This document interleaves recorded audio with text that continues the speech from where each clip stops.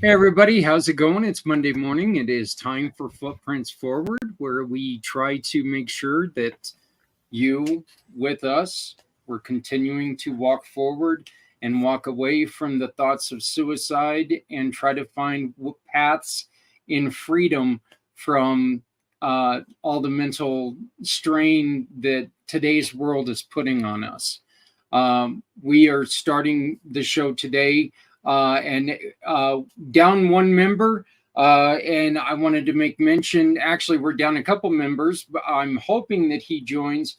But we want to make sure that we're sending out our love to Dennis, who just went through a procedure. And hopefully he's watching or even going to jump on and join us later if he can. But I received a message from Patrick this morning, and Patrick is not feeling well, so he will not be joining us, which is kind of sad because this would be the guest for those two gentlemen to meet. But you know what? We'll still make that introduction anyway.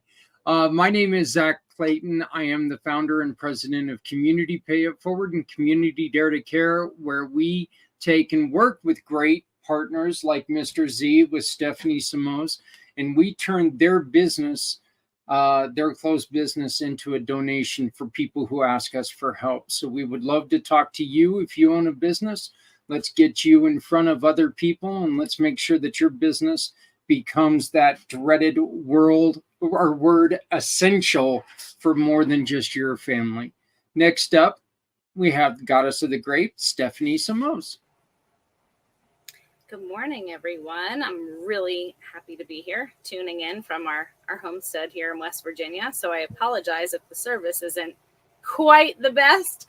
Hi, everyone. Good morning. My name is Stephanie Samos. I work with nonprofit organizations and people year-round to assist with fundraising through One Hope Wine. We are a cause-centered winery out of Napa Valley with over $9.7 million donated to date. So what I do is I specialize in fundraising, gifting, private wine events, and wine delivery. And what I love most is when you pour a glass of wine or send a gift, it's a great feeling to know that that bottle has made an impact for a nonprofit organization that's important to you. Yes, you get to choose the nonprofit that it gives back to. Zach and I run a monthly show highlighting smaller nonprofit organizations, helping them fundraise, but most importantly, to get their mission out to more people. Definitely tune in. If you check out my link tree, our page is right there. We are highlighting a really great organization called Community Pay It Forward and Community Dare to Care this month. So check that out. I'm also the co-founder of P&S Properties. We are investing in real estate with a focus on veteran housing. My last few years in the nonprofit world has really brought to light the homelessness crisis in our veteran communities. So we're focusing on that. I am also the co-founder of New Heights Homestead. We are traveling 580 miles with our family of 7. Yes, crazy. To build a mountaintop homestead from the ground up. So if you love animals, more natural living topics, and are curious about homesteading, you can follow and subscribe to our YouTube channel and come on the journey with us. I wear many hats, so feel free to connect with me through my link tree right there on the screen. Happy to be here. Thank you, Zach. Let's be honest here. You've got a family of 12. You've also got 5 dogs mixed into there. So, and you know, as you guys seen with my dogs, they've become part of the family. So, but well, thank you so much, Stephanie, and thank you for doing everything that you can to make sure that you're here with us today. So I know that internet's a little wonky. We're going to try everything we can do to make sure that you stay with us. But Erin, the newest member to our family. Hi, thank you so much for having me here. Stephanie, love hearing all the things that you're doing to make the world a a better and brighter place. And I will be following your YouTube, as we talked about earlier. And my name's Erin Davenport. So my background is very varied in that I've pretty much done everything because I love exploring what makes somebody somebody, and what is it like to step into their shoes and to experience life. And that has given me a great opportunity to be able to connect with so many different people, different walks of life. Most recently, what have been an international best-selling author for Short, Sweet, and Sacred. We actually just launched our third book this last month, and it was very exciting. Yes. And that was along with 50 other life coaches that are authors. And today I am in the middle of a transition, so more information to come soon, but I am essentially in ministry now, and also looking at how I can really help people to find that piece of, what is the point of why are we here? And to be able to come to resolution with that in a way that's very meaningful. So thank you all for having me here. And I just believe in this mission so wholeheartedly, and it's an honor. Well, as we were just introducing you to Mike, I love the fact that we as a program, we as a family, we meet people like you, and we can tell your excitement, and there's just that connection there, and our family continues to grow. I don't expect our family to stop with you as well. I think that this is something that I'm hoping everybody sees the benefit in. One of our founding members and one of my closest friends, my brother, Mr. Z.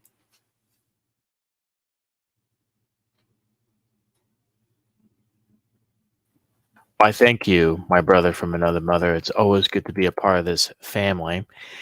And great to see you as always, brother man, Steph, Aaron. What you all are doing is truly commendable to bring awareness to the unspeakable. And I'm glad that we have a channel here that we can talk about the things that needs to be discussed, whether it's in a book, podcast, or even smoke signals if needed. So I'm glad to be here as always.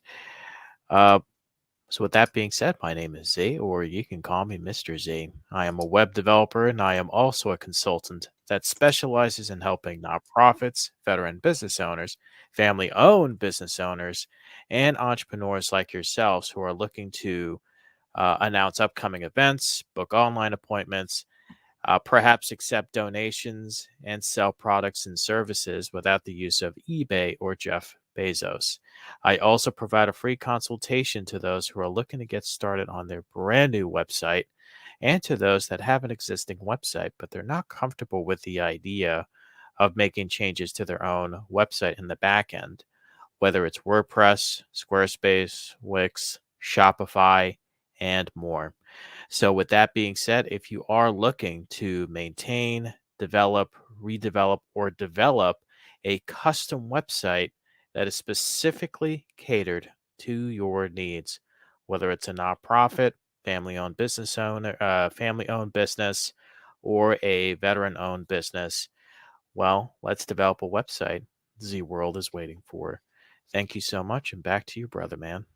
Thank you, my brother. And to be honest with you, one of the Mr. Z is the mind behind communitypayitforward.us. I couldn't be happier to have this long relation with him.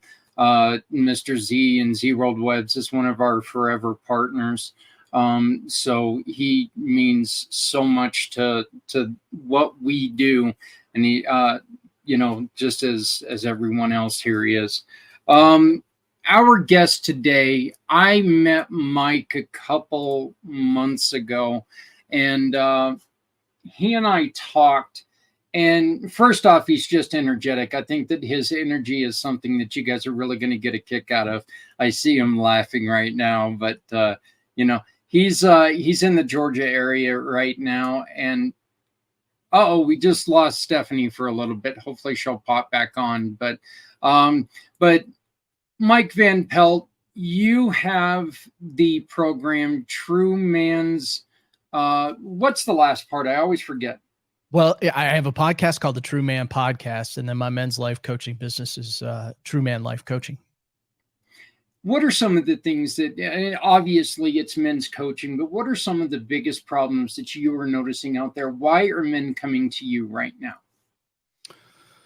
Well, there's a lot of chaos in the world. There's a lot No, yeah, there's a lot of this chaos. coming from a guy in Georgia where nothing's going on. Yeah, I mean, you could start and end with the word chaos, I think, but I think too, the what people are really searching for is hope. And I feel like a lot of people have lost some degree of hope. And take that a step further, I talk a lot about masculinity, right? Because I'm a men's life coach. And so, there's a lot of conversation around, how does a man be a man in this world where, much of the time we find ourselves talking about crazy things like toxic masculinity or,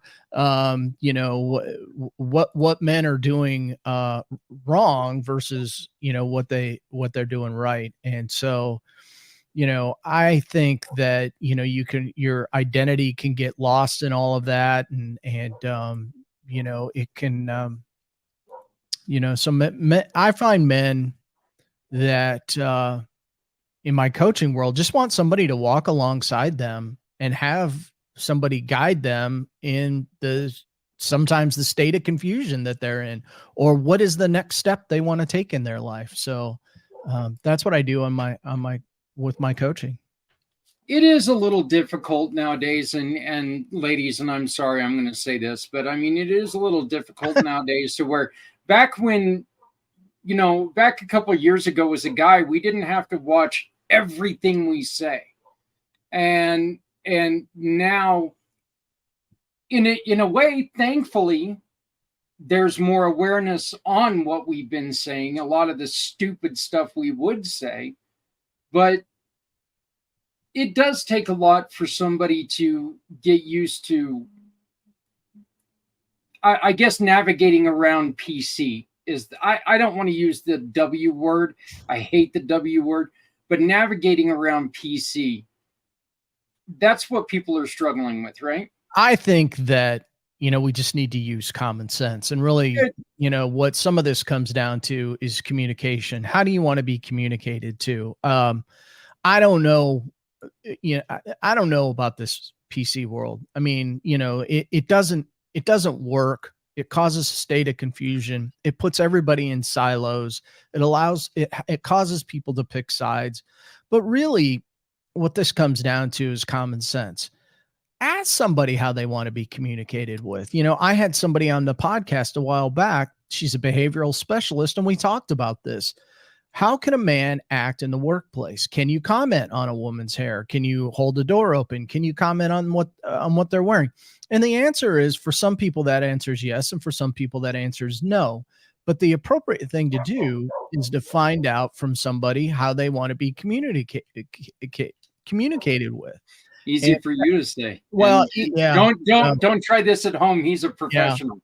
Yeah. And so, it's what's appropriate is to ask somebody what their boundaries are, period. Bottom line really is what this comes down to.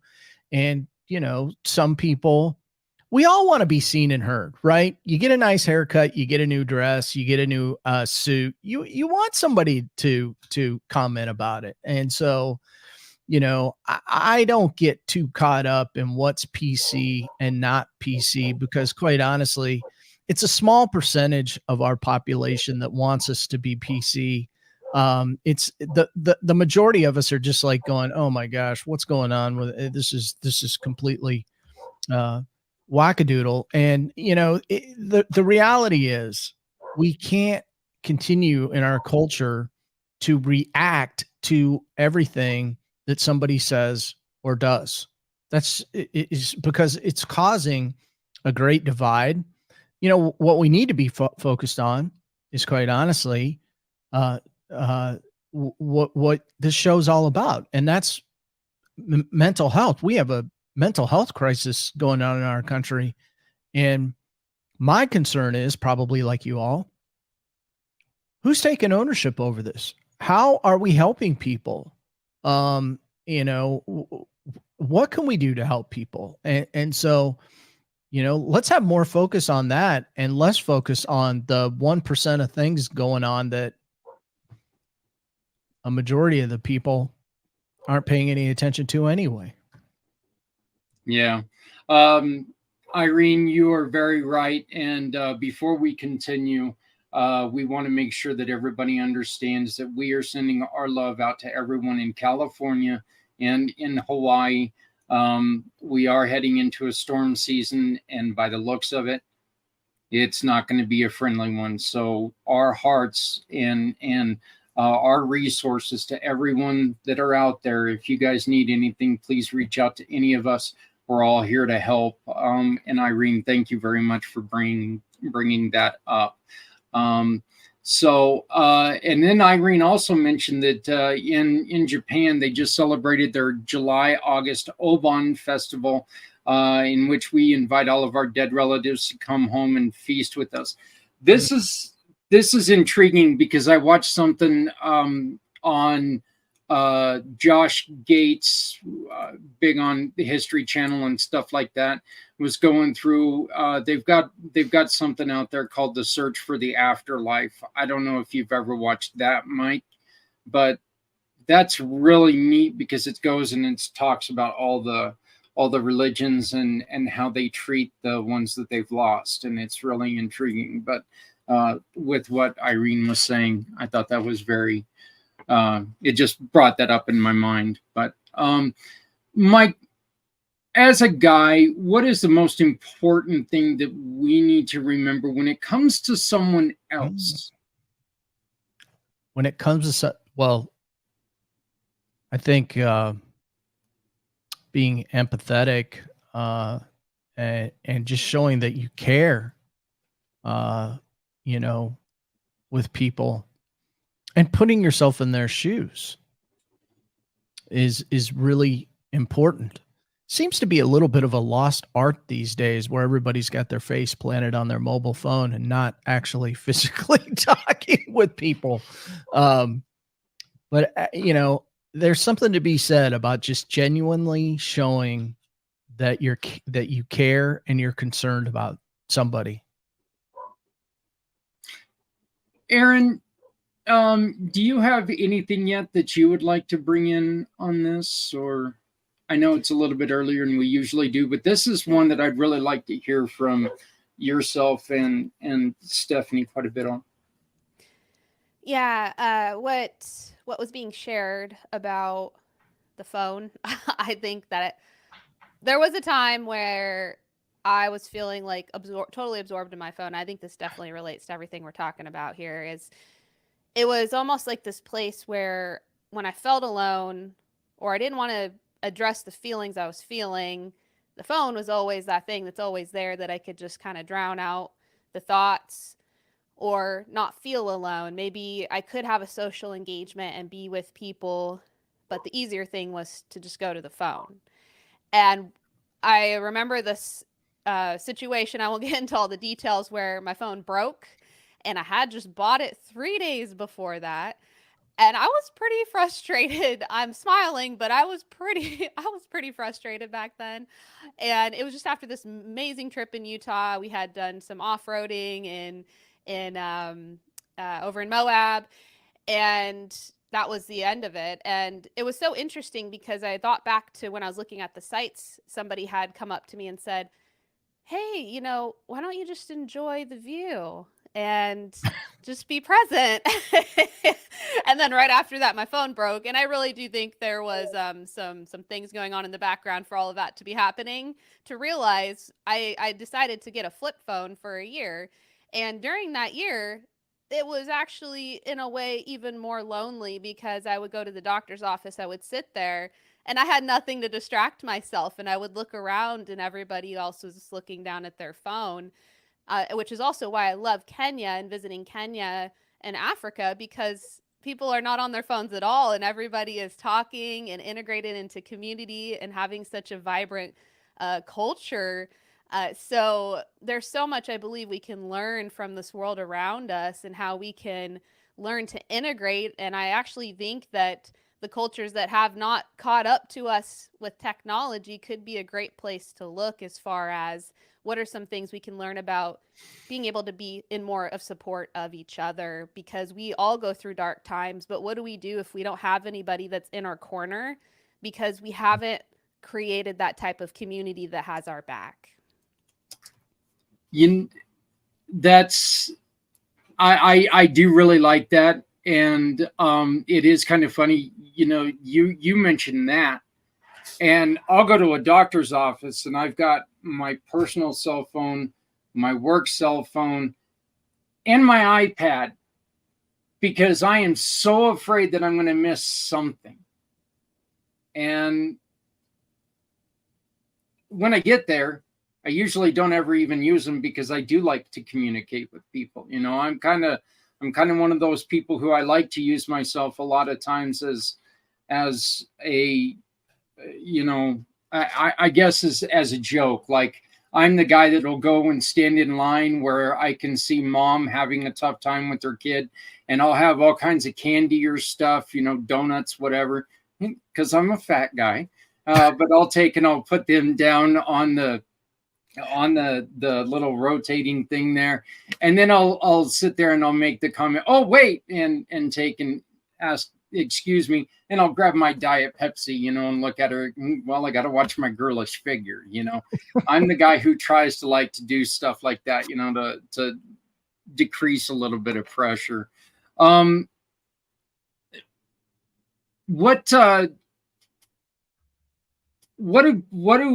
do men feel like they have to always run away from things? Why are men so shut off a lot of times when it comes to stuff like this? I look at about 4 different fears that guys have, and I bring this up, and it's the same thing. I've got a collaboration book coming out, and the chapter that I wrote in the book is the power of asking for help.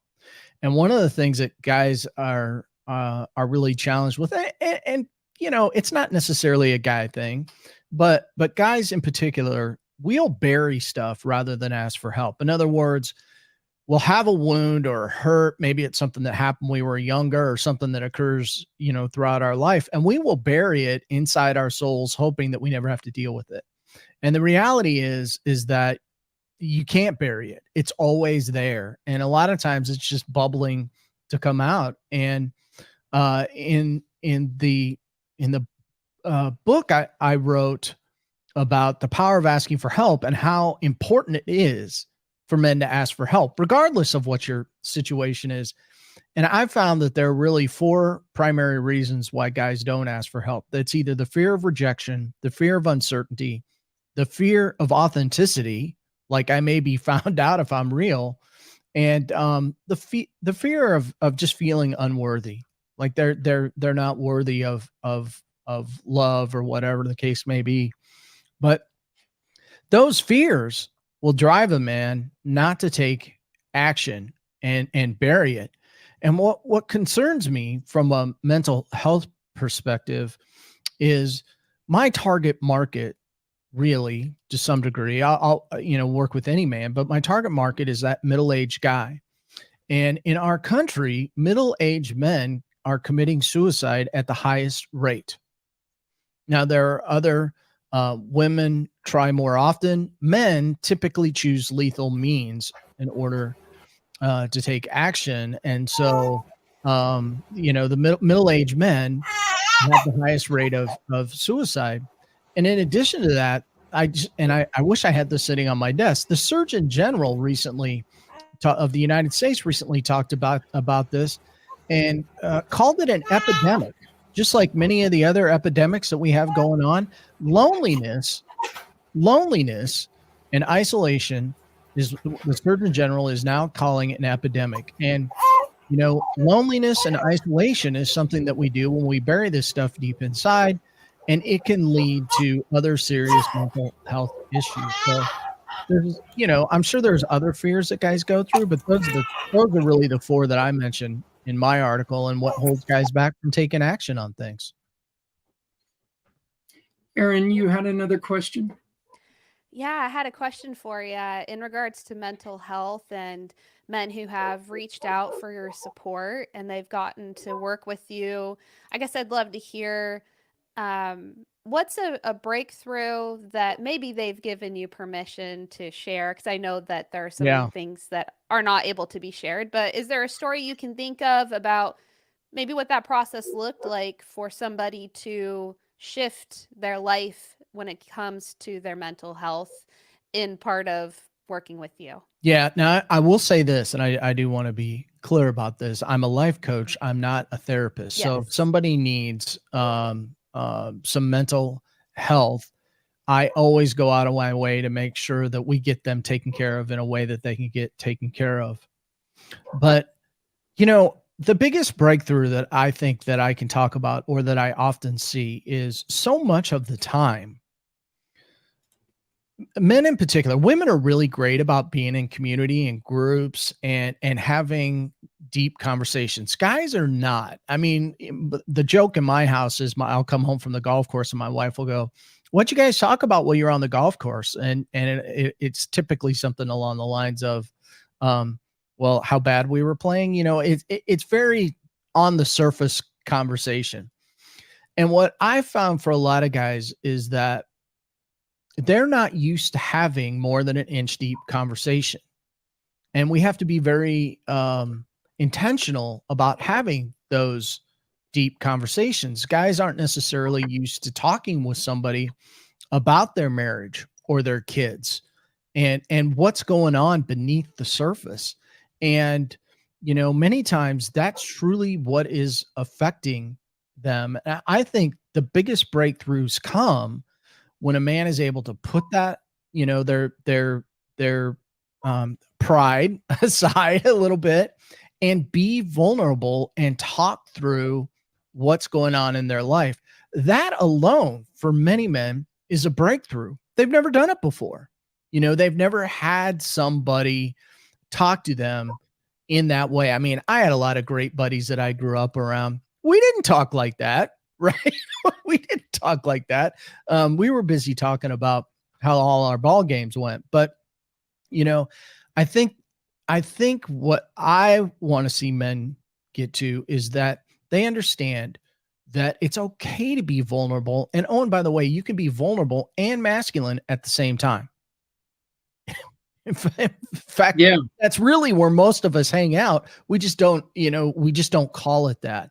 And I think it's a very important state to understand that you can be in, that you can be present by being vulnerable and masculine. In fact, what I have found myself is it's that place of more that I want to try to get guys to. It's freedom to be able to live in that space where you don't have to put on a persona, a mask, try to fake it till you make it, whatever the case may be. Those are, you don't want to live like that. That's a horrible way to live. And a lot of guys choose to live there. And I think the biggest breakthroughs I have are when somebody realizes, oh, I can just be me, and that's very satisfying to see somebody live a life like that. Well, we've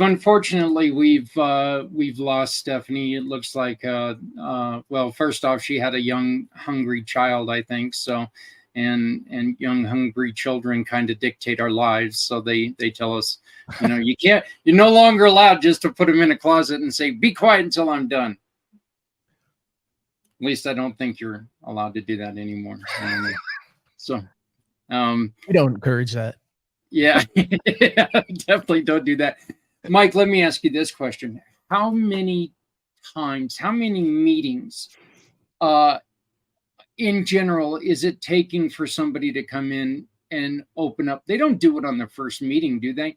They kind of want to come in and sit there and this would be my guess because, I know I would come in the first time and I would kind of sit there and check out the landscape. And even though we are the big tough guy, we're still we got to feel like we're in a safe space to where, we're not going to stand up and then have some guy go, "Wow, that guy is a real wimp," or, whatever. Right.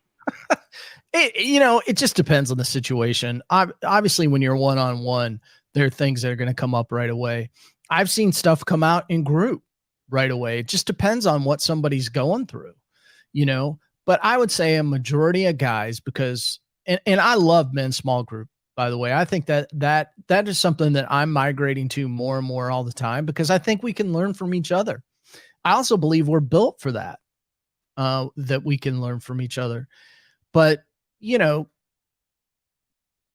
most of the time we take a little conservative approach. I know I did.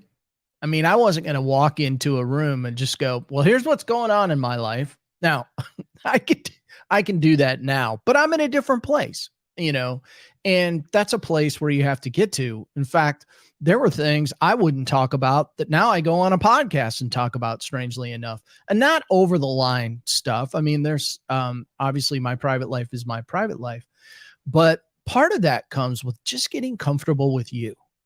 And I think the other thing too is that we all think our story is unique to us. Now, it's unique to you in that it's your story, but I assure you, somebody has lived some aspect of what you've gone through, and they can be a great asset to you.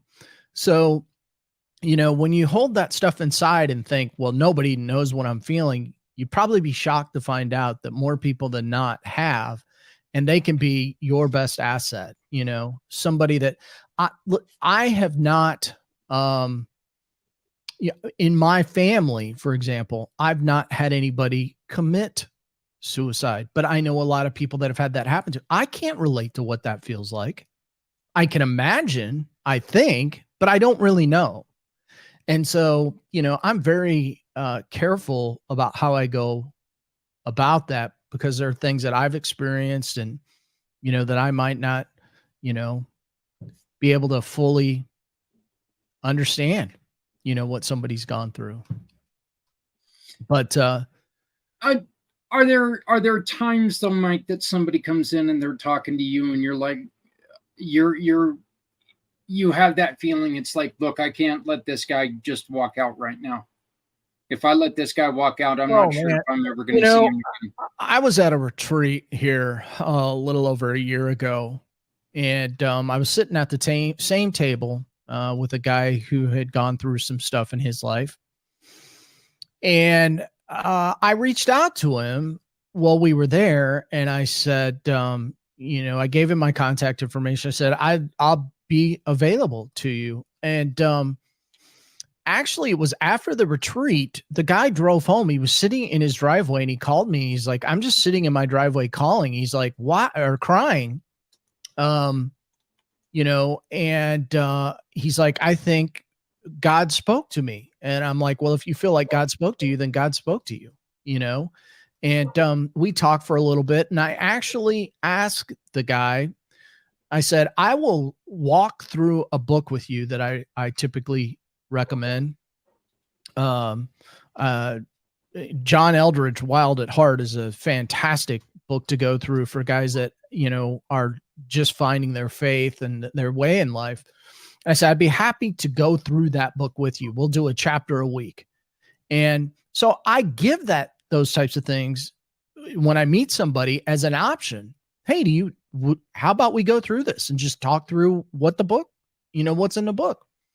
What's amazing to me, Zach, is how many guys don't want to do that or won't take the time to do that. Now, here's a guy who called me crying in his car, but he doesn't want to read a chapter a week and have somebody walk with him to learn more about what's going on.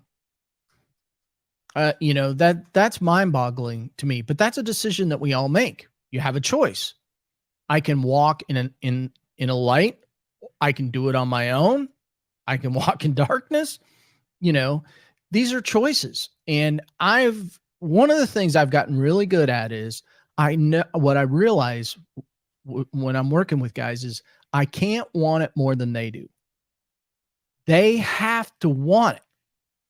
And I will ask them questions and I will give them things so that they have to make a decision. And if they choose to take action, we're good. If they choose not to take action, that's on them. I can't help somebody that doesn't want help, sadly. And that does bother me, by the way, but I have to release it. Well, could this be our well-documented fear of commitment? Well, sure. If we commit to something, we may find something out that maybe you don't want to deal with it. You may find out something you didn't know was there. There's a variety of things.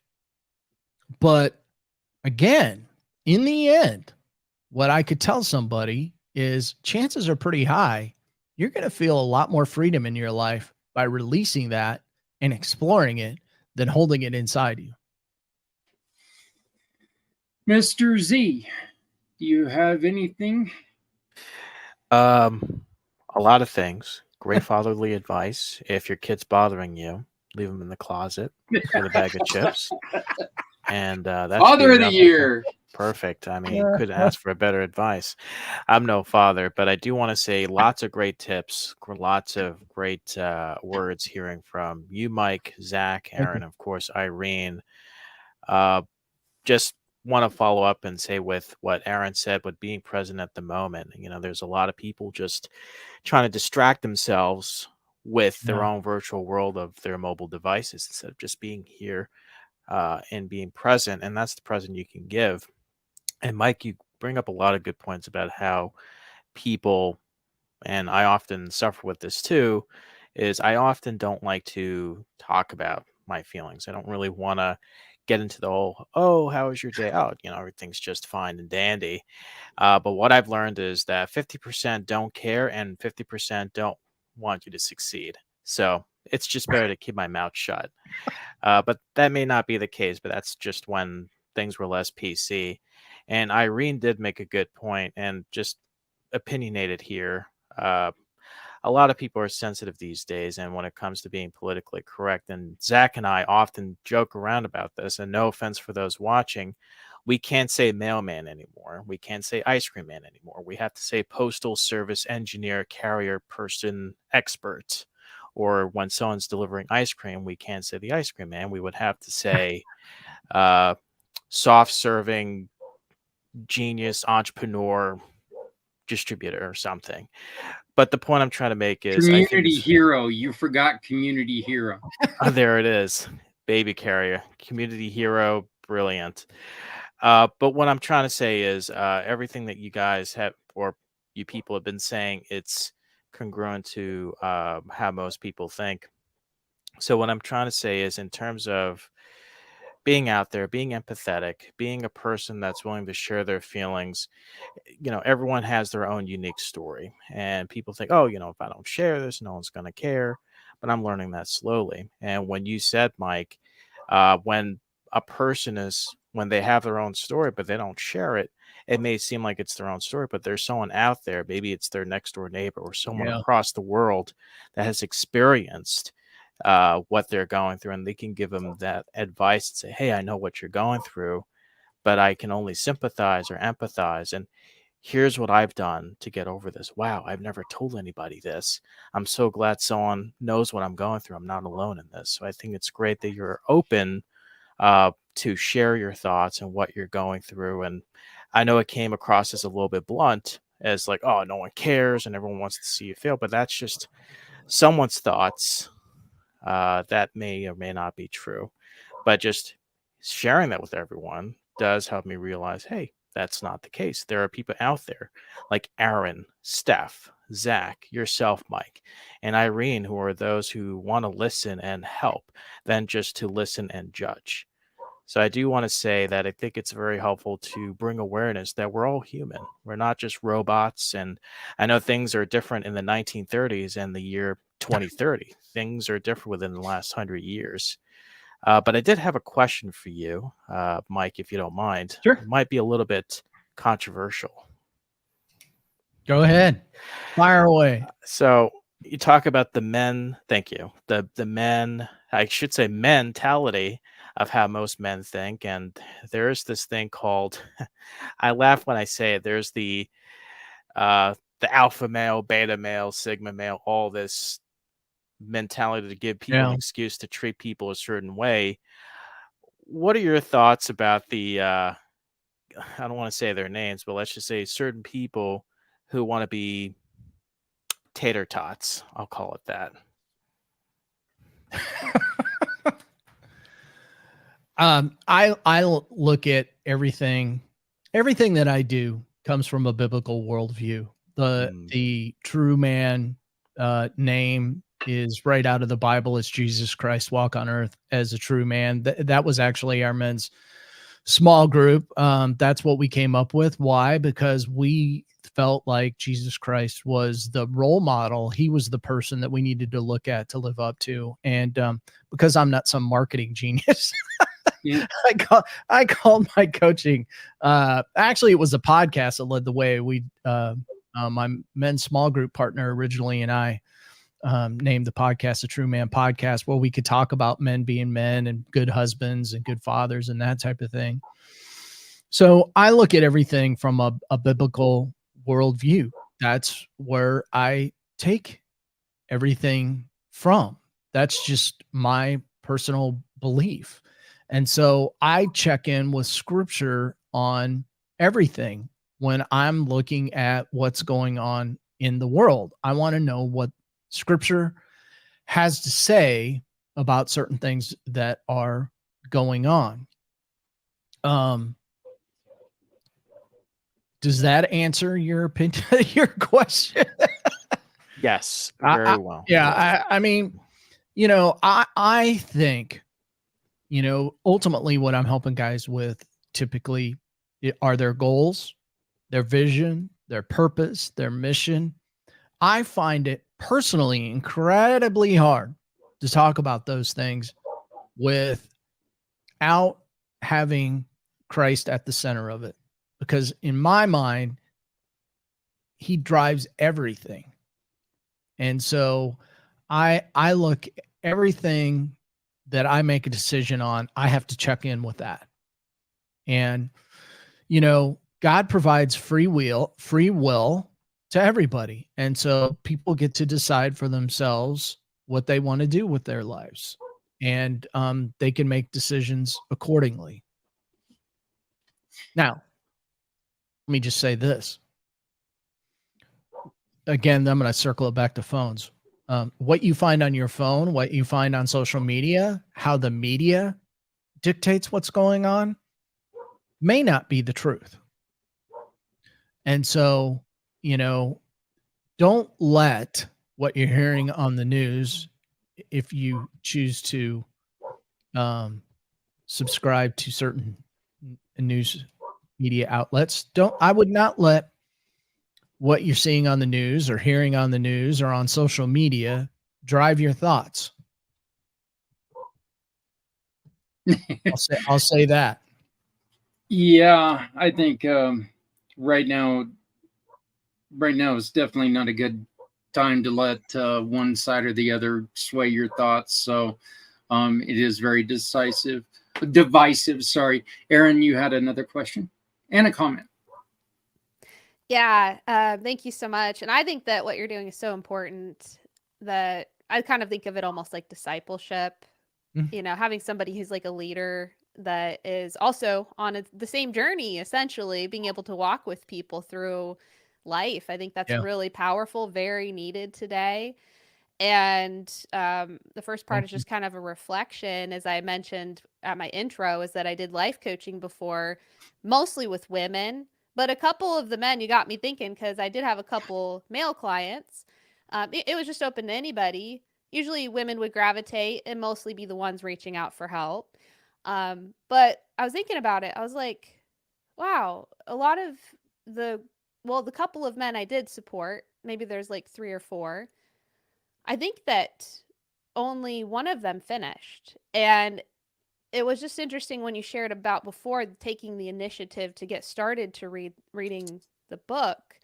What I kind of noticed was the desire to get from point A to point Z. And when it wasn't maybe happening quick enough, there was, in some cases, not all of them, Yeah. a little bit of a discouragement or like, I want to just get on with the program. I'm an A to Z kind of person. So I also get that thought process, but I'm not a man. So there's a part of it I don't understand. So that's something I thought I would throw out there just to see your experience. Mm. And also, I remember my favorite client, he was past Navy and he would show up on time every time to every single session, do every single Yeah. assignment, do Yeah. everything. And it was really neat to just watch him evolve from, like you said, more living in the day to day, just taking command essentially with that kind of thought process to start evolving into dreaming up what he would love his life to look like. So, yeah, I would love to hear a little bit about maybe how you kind of see the trend, how you work people. I don't know, just your approach, I Yeah. guess, with different kinds of people you come across. Well, it's a really good question. You know, I think whether you're a man or a woman, when you approach somebody about having them be a guide or a life coach, that it's important that you don't just feel like you're checking a box. Okay, well, I'm done now, and here's, it's not a checkbox thing, I don't think. I feel like my life is always evolving, always changing. I'm always learning something new. And so I'm never where I want to be. I'm present with what I have, but I'm always trying to push myself forward. So I have in my life, I don't currently, but I've had a golf coach. And I've had a faith coach. I call my doctors my health coaches. Um, I have a business coach. I've had a podcast coach. Why? Because I think that I can always be learning and evolving. And I think sometimes people quit because they limit themselves. They put a limit on their capacity to learn. Or it's like, okay, well, I figured this out. Now I'm done. Now, if they think they've arrived, then I guess that's one thing. And I think some people operate in a place of fear. Like something comes up, something bubbles to the surface maybe, and they're like, well, I don't know that I want to address that. And so rather than address it, they maybe just walk away from it. And again, I would say probably not a great spot to be in, you know? It will show up. I think what happens a lot of times, these things bubble up in our relationships, and they bubble up with the people that are closest to us. Hence, you have a divorce rate that is well over 50% at this stage, and people get divorced more often on their second marriages and third marriages. And typically, why that is they just carry their baggage along with them, and they think it's the other person's fault. They've not taken the time to look in the mirror.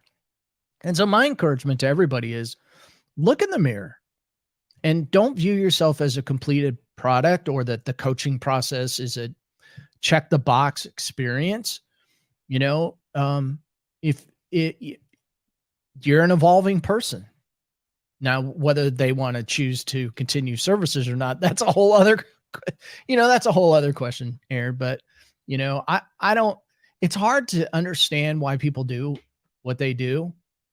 But, I'm very fortunate to have two or three really, they're not coaches. They're really close personal friends in my life that really almost act as a coach, but they're almost an accountability type person that I have in my life, so that, if I have a question about something going on, I can call them and go, man, I just need to check in with you, brother, because this came up and I'm not sure how I'm feeling about it. Or last week, we took my daughter to college. And I got to tell you, a couple days leading up to that, I was feeling it. And I called, one of my buddies and said, man, I'm a little, it's upsetting to me, and I wasn't expecting this to bubble up in the way that it's bubbling up, and so we talked about it. So I don't know if I answered your question. People are so unpredictable, but I would just encourage people not to look at it as a check the box experience that, having somebody, I know we always talk about Tiger Woods, one of the greatest golfers in history. Even Jack Nicklaus had a golf coach. Arnold Palmer had a golf coach. Tiger Woods had a golf coach, and they're the greatest golfers in the world. Why did they have ironically until he fired his golf coach? Yeah, right. Well, he has a whole other story. Yeah, he has a whole other story, which is kind of interesting to look at. His story, you can look at it and go, money doesn't always buy you happiness, because he had an unlimited supply of it. He just had other things going on in his life that he was lost on. So, hope that answers your question, Aaron. Oh yeah. Well, Yeah. And I was going to ask too, have you heard any stories and feedback about how the person you worked with has had a ripple effect in their life of their family? Oh yeah. It's interesting, Aaron, when I first decided to become an entrepreneur, I did it from a business coaching standpoint. And I was doing, I had a couple of programs that I offered. And what I quickly found out was that I was not best suited for that. I was much more interested in the person. And I continue to be most interested. I love business, by the way, and discussing business and looking at it. But what I found that really got me going was that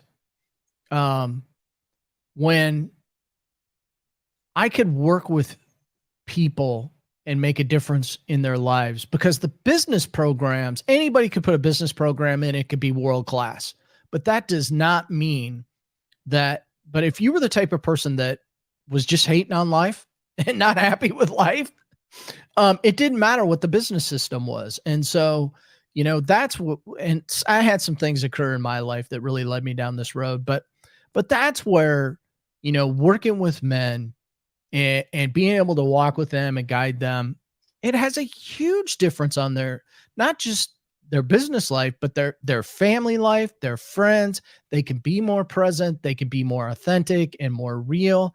And, you don't have to be something at work and something at home, and that's what it's all about. I don't even differentiate between home life and work life. Now I work from home, so I feel like I never leave here, but I think it's important to just be present with who you are. And the only way that you can do that is to work on work on yourself. So. Well, I know, ironically, Stephanie wanted to bring up two things. A lot of, Aaron, your question, and Mike, your answer went to this. Men have a fear of being held accountable and a fear of change quite often. Yeah. Yeah, but that should be what they embrace. If you embrace that, you'll be able to catapult your life forward. And it is doable. I felt all of those things, at some point in my life. And look at me now. I'm talking about it here on a podcast. And I'm not by any chance saying, oh, I've arrived. I'm where I want to be. No, I don't want to lead somebody to believe that. But what I've been able to see by being around various groups is that, having the life you want is very, very doable. But, holding stuff back is holding back stuff, holding stuff on the inside. It's not a good way to live. It will hold you back, and it can be incredibly lonely and isolating. And it's just not a great way to live. Well, and that's one of the things that we're taught by our parents from ever, don't hold it in, let it out. Doctors have been saying it forever. Stephanie also asks, do you find that the topics you work on with your clients are more personal or business related, or both? I think they bleed over into each other. You know, I will tell you this: if your personal life is going to crap, you're not going to be 100% at your job. You're just not. There's no way. It's not possible. You know, and so I think that they carry over. You know, there might be something as simple as, you know, I worked with somebody. I can't honestly say they were the most organized in the world. We did a lot of work around using a calendar and a to-do list and just really getting organized. Well, if you can conquer that in your personal life, you can do it in your business life. If you can do it in your business life, you do it in your personal life. And so, because it's really important to understand what's imperative and what's important in life. Because if you're doing stuff that's important all the time, the imperative stuff's not getting done. And then, you know, if it's not getting done at work, well, they may give you an option that you don't like, you know, and if it's happening in your home life, your spouse may give you an option that you don't like. So, you know, some of the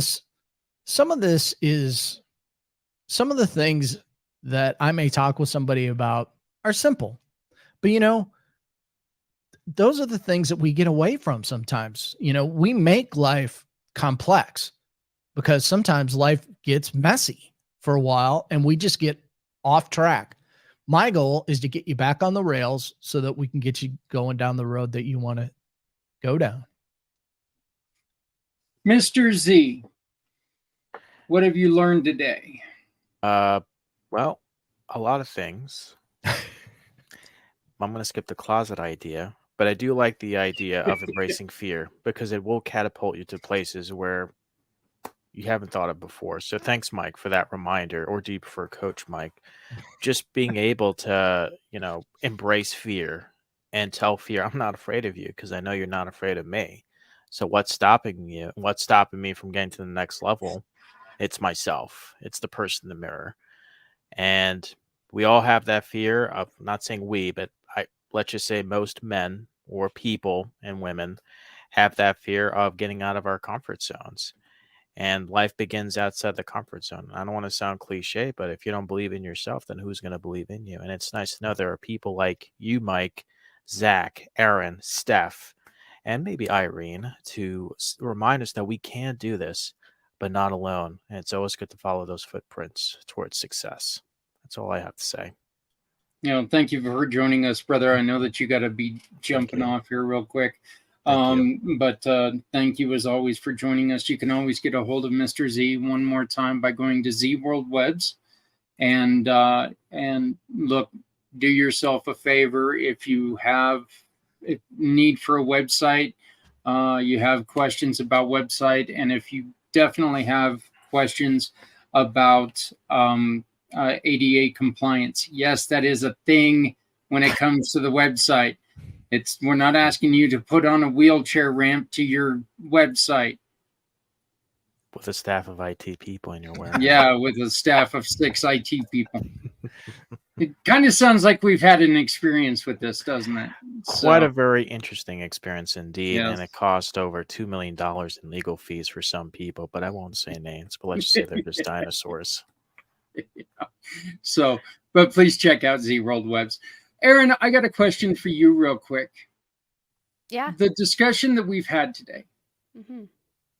what are some of the things that you have heard that are similar when you're discussing this with women?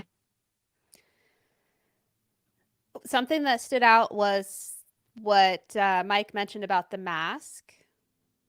I think that that's something that women or men both grapple with in their own way. And some people may not even know they're wearing a mask in the first place because the things that we've picked up on are from our parents. Maybe, you know, we've mimicked and imitated and become little versions of them up to a certain degree. You know, we have our own flavor, but and really looking at, okay, you know, what do we want our lives to look like intentionally? And that's what I got a lot from what you're talking about, Mike. Yeah.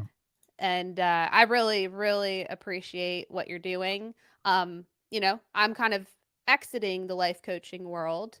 But what I can say is that there is a significant need for a Bible based foundation within that realm, and that people are looking for that. It's just not very prevalent. And so I see you as being able to help people who maybe aren't signing up with you just because of that, but also that people who are looking specifically for that, that they can be able to find that kind of thought process behind it that leads them to that kind of greater thinking, because it isn't all just about ourself, which is kind of where some of the life coaching that I have taught untryingly was very self-centered. What do I want? What makes me happy? What, all this stuff. So I love that you have a different kind of, there is the depth behind it, as well as, what would make me happy. And there's that other element that is also everlasting as well, that has a deeper implication.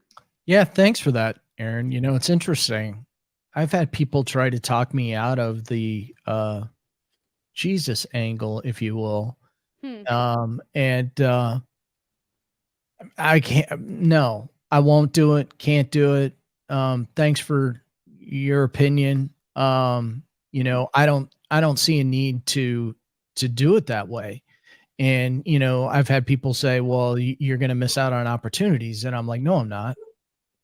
And so, that's the way I do it. Now I say this to everybody, cause some people will ask, I don't come on quoting scripture or, I do call myself a Christian life coach. What does that mean? It just means I exemplify being a Christian. That's it.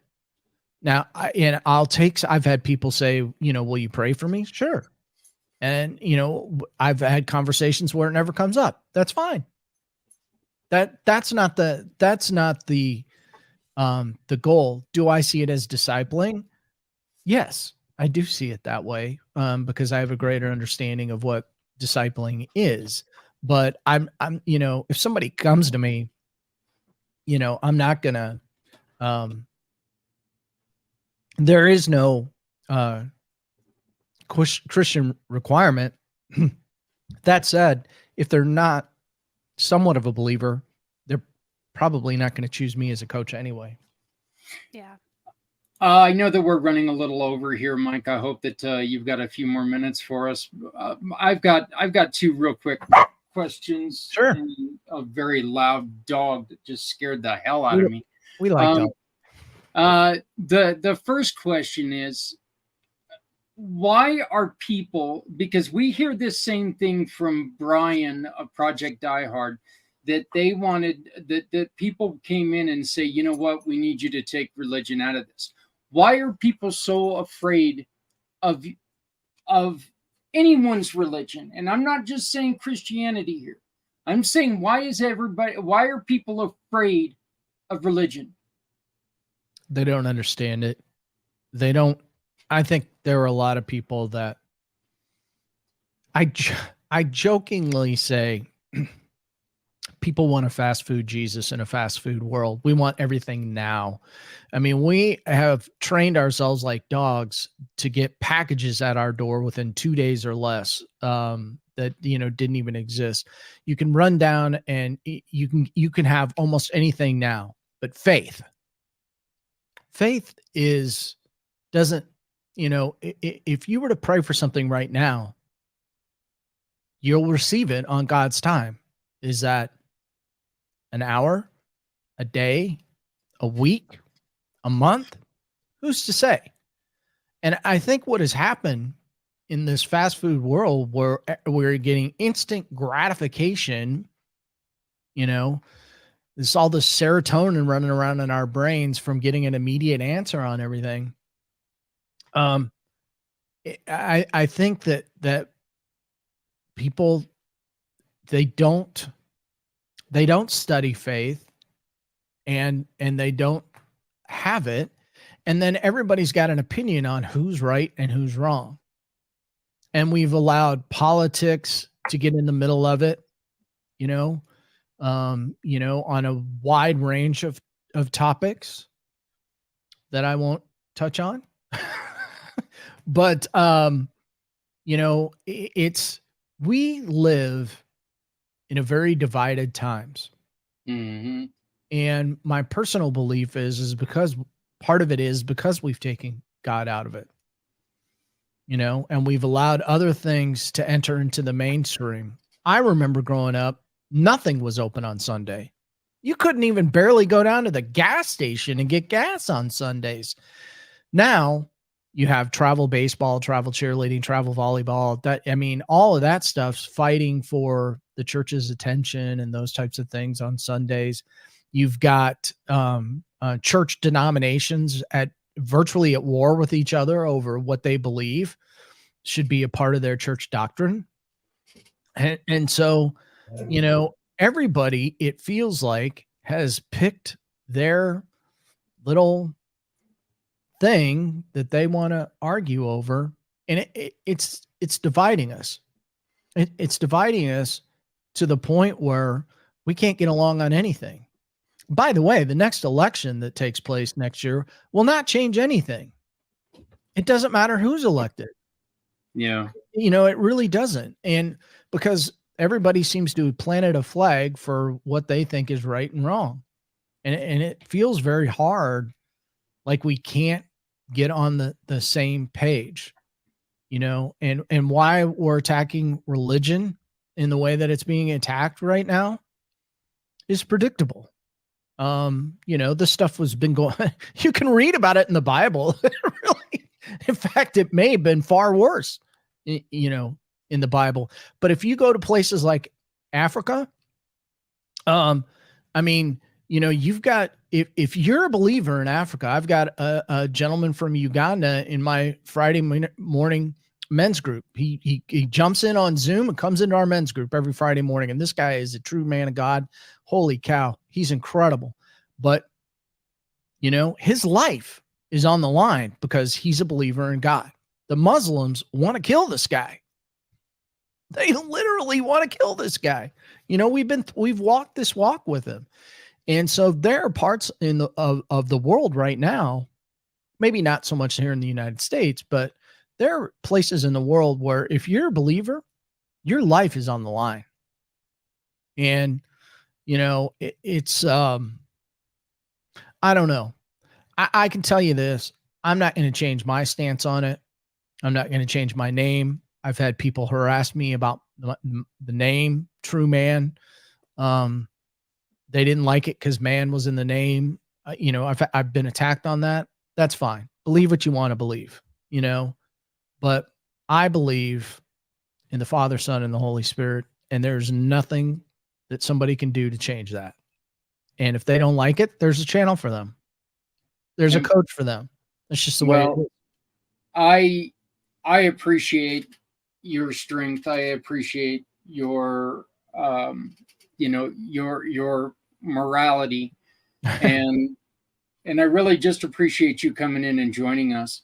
Here you go, Stephanie. And all I could think of when you were talking about this story is Jerusalem itself. There are places I think one of the funniest things is you've got a ladder that is stuck up in a window that's been up in that window for, I believe, like 175 years. And you cannot get the three main religions, Christianity, Judaism, and Muslim. You cannot get them agree if it's okay to bring that ladder down. So that ladder's just been stuck up in a window for 170 some years. Yeah. That just makes me laugh. It really does. It's like, oh my God, the ladder's going to fall and kill somebody. Get it out of the damn window. Okay. It's, but that is something. Aaron, what have you learned today? Any last thoughts? Yeah. I appreciate your transparency, what you've navigated through, the decisions you've made to stay the true course to what it is that you find to be, the truth in your life, and to help people in the way you've chosen to. And I guess for me, the greatest takeaway is that it's just so great to see people such as yourself stepping up to the plate to be there as an example to other men. And, we need about 1,000 of you. Yeah, it's true. Yeah. Yeah. Mm-hmm. would what would it look like, Aaron and Mike, if maybe there was a session where you two like teamed up, and Aaron, you could talk more to the women, and Mike, you talk more to the men, and maybe not in the marriage counseling thing, but kind of one of those things where we can take and, hey, you know what? Men are from Mars, women are from Venus, this whole thing, okay, ladies, this is what the guy is trying to say, and maybe not making it apparent. And then Mike, have you doing the same thing, because I would say it's about a 30-second. That's about 30 seconds. I can tell you what a guy. Yeah. So, but what would something like that, would that be beneficial, just to try to maybe open lines of communication? I think that, with all the women that I've worked with in the past through life coaching, I've been able to really gather a lot of the things that they're navigating through. And also, I think I could provide a lot of insight in that way, at least. And it sounds like Mike's working with a lot of guys over time. Yeah, it's interesting. I obviously can't. Here's a controversial statement: men and women are different, right? But we're, in so many respects, we're much closer than we think from a mental perspective. We may do things differently just because of our makeup, and so I commonly will say something, and I'll say from a man's perspective, but it's sometimes it's true from a female perspective too.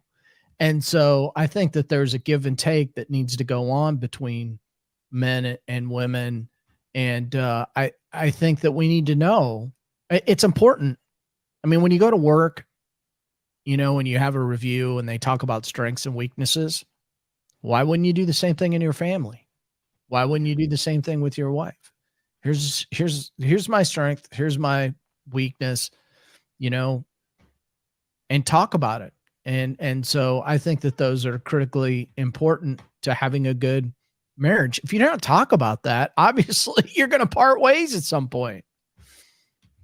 Yep. Well, Mike, thank you. Thank you. Thank you very much for coming on and joining us, and thank you for letting people know that you're out here. Ladies and gentlemen, look, 2022 numbers are out. 49,449 Americans took their life in 2022. That's 135 people every day, and that's 5 people every hour. There are people like Aaron, like Mike, that are out here that are willing to talk to you if you need it. That's what Footprints Forward is about. We want to make sure that we can help you find the people who can help you out. Mike, you said something earlier, and I'll end it on this, but you said something earlier, and it makes me think that, you and I, where we have vast differences, we are alike. All the time, I tell people, look, the reason why your situation, why you feel alone, is because it's happening to you. Yeah. And I say it all the time. Look, there are always going to be somebody out there who have an idea on what you're going through. I'll never, ever say that somebody knows exactly how you feel, because we don't. It's impossible for us to know exactly how you feel. Yeah. But there are people out there who have been through something so similar that they can help. Just make sure that you reach out to someone. Okay. We're all in this together, this crazy, crazy divisive world. We're all in this together, but you know what? There's always people who can work with you. Mike, how do people get a hold of you? Yeah. I mean, send me an email, reach out to me, Mike@truemanlifecoaching.com. You can go out to my website, truemanlifecoaching.com. My podcast is on there. My books, my blog. It's a great place to hang out and learn more. And we're always working, trying to add to it. And you can connect to me on social media from there as well. So you can also get him on LinkedIn, Mike Van Pelt, author. So Mike, thank you very much one more time. Aaron, Stephanie, Thank you for continuing to participate, even though internet didn't cooperate well. Mr. Z, thank you very much. Hey, next week, guys, we have a great friend of mine and a partner in the Community Pay It Forward family, Miss Daria Mann. She is a hypnotist and a family coach. So she's going to be coming in 2 different ways. Dear friend of mine. I've known her for about 4 years, and she's just been a wonderful person. So please do remember, we're just here to try to find a way, because your way is not going to be my way. My way is definitely not going to be your way. So, I can almost guarantee that. But for everyone here, we want to say thank you very much. And please take care of yourself, and don't let a friend walk away if you've got questions. Make sure you call somebody, because the last time you talk to them could be the last time anyone talks to them. So thank you very much. We'll see you all next week.